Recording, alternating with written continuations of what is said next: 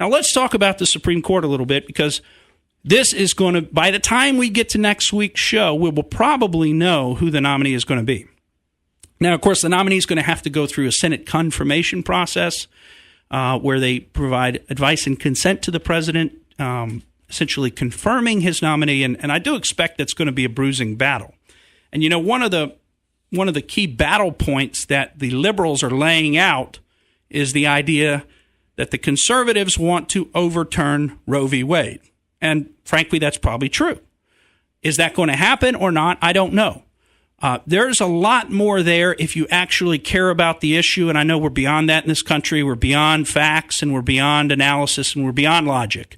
And now we're strictly just emotion and snap judgments, whatever I think, and then on to the next sensory experience that I want to have with my little device, right? That's where we're at. We don't want to actually think about things like the fact that a human child, before you even know you're pregnant, already has a heart and a heartbeat. Now, we didn't know that when Roe was decided. There was a lot of facts that we didn't know when the Roe decision was decided. Mm-hmm. It was bad science, frankly.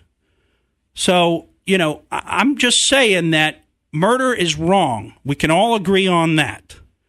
And a lot of us think that when you abort a child, you have murdered that child. I personally don't see any other way to look at it. Now, I don't want to be coming down on those people like murderers, but I am totally on board with major limitations on abortions, particularly late-term ones, like the partial birth abortions and things like that. To me, that is a real tragedy in our country that we've allowed about 60 million children to be killed in that way. I think it's terrible. And I think, look, you don't want to have a child? There's a much easier solution for that than getting an abortion after the fact, okay? Use protection, okay? A lot of people don't do that.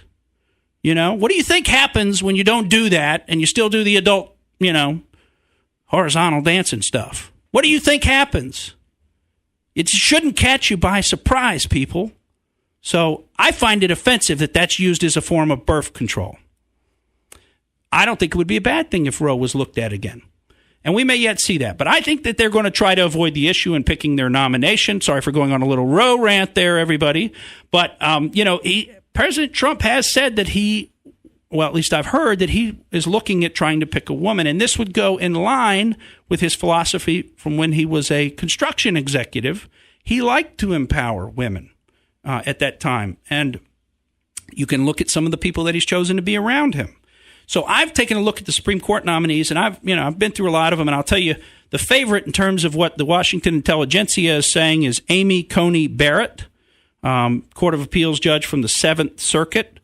I'd say the National Review is pushing her pretty heavily. I was reading some articles from them. There's a lot coming out about that. Bill Kristol's behind her 100%. She's about 46 years old, born in New Orleans, was former clerk to Justice Scalia.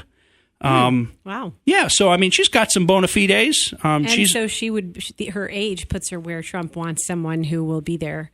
That's what they say.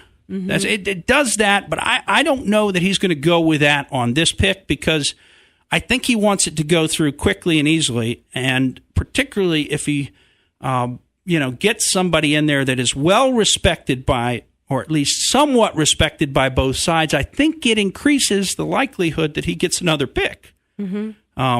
So I think he's not, I may be totally wrong here. I think he's not going to pick somebody who's too obviously, partisan or even too young, because you're going to need that career behind him to support it. Our Charles Kennedy, Chief Justice now, I think he just took the Chief Justiceship yesterday, of the Florida Supreme Court, is a great jurist. He would be a great one, but of course he's getting up to be, in his, looks like mid-60s. So I think he's probably maybe getting a little bit too old for Trump's pick, because these guys are going to retire right around 80. That's the standard, thought process. So I actually think there's a choice coming out of, and if you're interested in this, we covered a lot of this in Wide Open, but coming out of Wisconsin, she sits on the U.S. Court of Appeals for the 7th Circuit, and that's Diane Sykes, and she's in her early 60s, so that gives her about 20 years on the court potentially. Now, the reason I want to point this out is she was previously confirmed by the Senate to her position currently by a vote of 70 to 27, and this happened back in 2004. So a lot of the other nominees that are being talked about all went through bruising confirmation fights where they barely passed. One other thing that President said is he wants to pick someone similar to Neil Gorsuch. So that's just something else to keep in mind. Well, there you go.